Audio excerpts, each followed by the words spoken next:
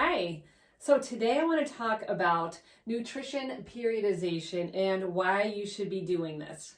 So constantly being in a calorie deficit is going to lead to a plateau. So you might know this for yourself. If you are 40 or 50 years old, you might have spent quite a bit of time in a diet and feel like you're constantly dieting, and know maybe for yourself that to lose weight you have to keep eating less calories or maybe doing more cardio to get those same results. So what we need to do is phase these phases through. So you don't want to stay in a fat loss phase for a long time, only as long as it takes for you to reach your goal. So stick with the phase and I'll show you different steps that you can use to work through it. So the first one is a fat loss phase or weight loss phase.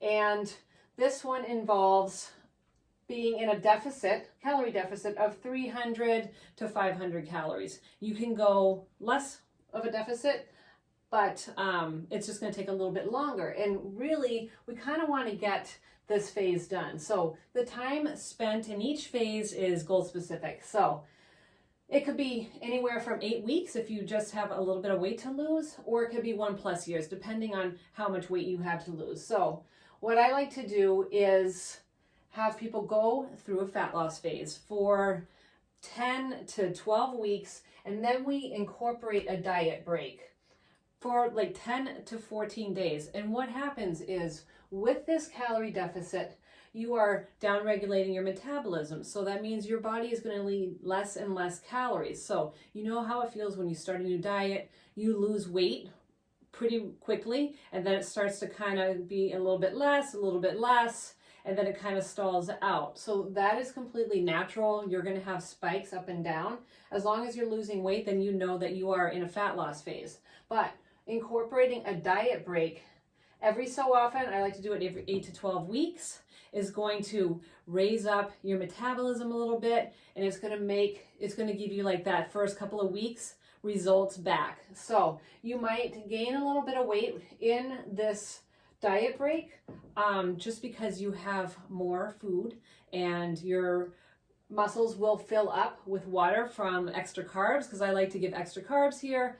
This will give you a little bit more energy, and I find that most people will gain a couple pounds here at the beginning and then it levels out, or some people even lose weight on a diet break. And this is because they are just they're more active, they're doing a little bit more activity, so the extra calories aren't actually showing up. So taking these diet breaks is essential to accelerate the weight loss rather than just being in a steady fat loss phase. And this is going to get you to your results. So once you do get to your results, then we're going to go into maintenance. And maintenance is actually a great place to be. This is where you have a little bit more fluctuation in your calories. You have a little bit more freedom with your calories, and your calories should fluctuate a little bit. So if you are looking for performance goals, if you want to crush it at the gym, you definitely want to cycle some of your calories, having a little bit more carbs before those workouts. So your calories can vary plus or minus 400 calories. So you could be, we'll say an average of maintenance calories, we'll say 1,800 calories. So you could have 1,600 calories one day, like on your rest day, but then you could have 1,800 calories on a day that you're working out. So having a little bit more carbs before your workout is going to make you have a stronger performance. When you're in a fat loss phase, we kind of want to keep the fluctuations, you don't want to have such highs and lows, only because it gets a little bit harder to track. Plus or minus 100 calories, and don't sweat it. If one day you're over 300 calories, don't try to make up for it.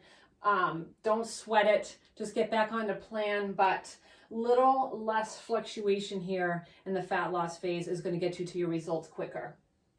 And then so once you're in maintenance, this is great. If you ever feel like maybe you're getting a little bit heavier than you would like to be, you can go back into tracking your macros for a little bit just to get that in check. But if you have created your good habits here in your fat loss phase, This should be more natural. So in the maintenance phase, we do a little bit of a reverse diet just to get you used to the maintenance. So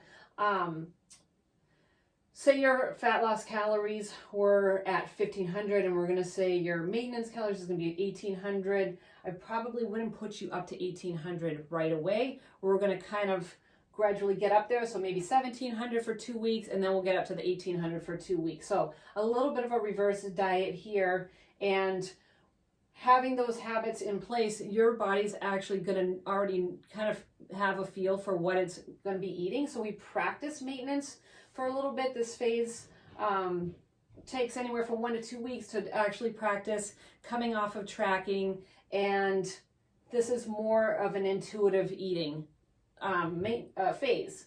So if you ever feel, again, you know, like it's you're gaining weight, then you can go back to tracking for a little bit just to get things in check.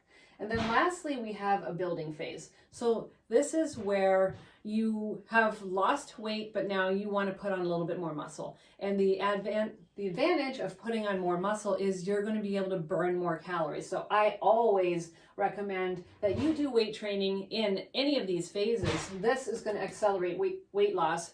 Weight training is going to accelerate weight loss in your fat loss phase because you have more muscle. Muscle speeds up your metabolism and it burns more fat.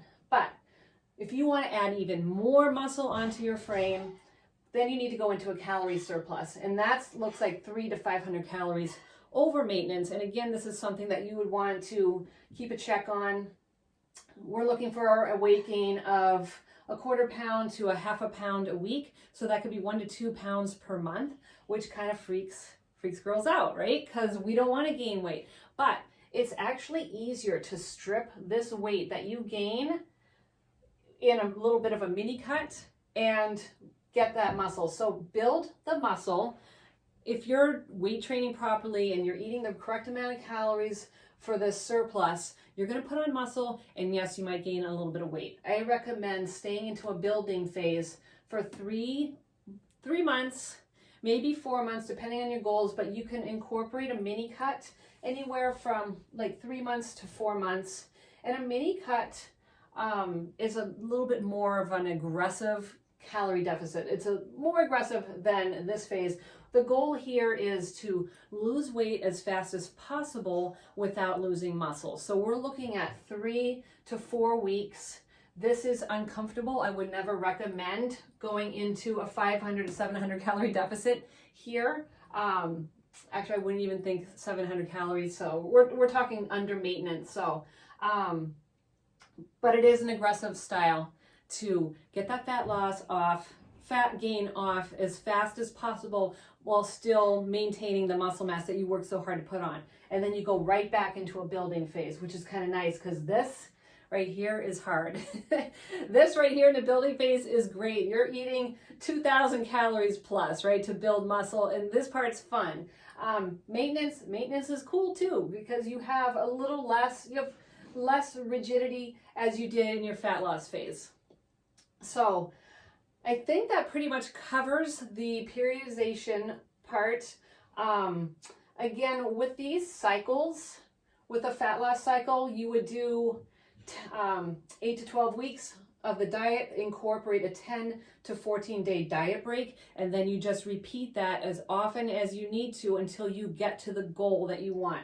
Still weight training, because that's going to get you to your fat loss goals faster, and then you move into maintenance, and you might be happy with maintenance. This is a happy place to be. You are eating more calories, you're back to maintenance calories, you don't have to be as rigid and have that ebb and flow of the calories. And then the building phase, I love the building phase, but it does come with a little bit of a fat gain as well. So that is easily taken care of with a quick little mini cut. So if you have any questions whatsoever about any of these topics, if you need to know what your maintenance calories are, let me know. I'm going to leave a link to my website at the end of the video, and you can contact me. You can follow me on Instagram, hit the subscribe button on my YouTube, and I will shoot you out as many videos as I can to keep you informed on nutrition and training.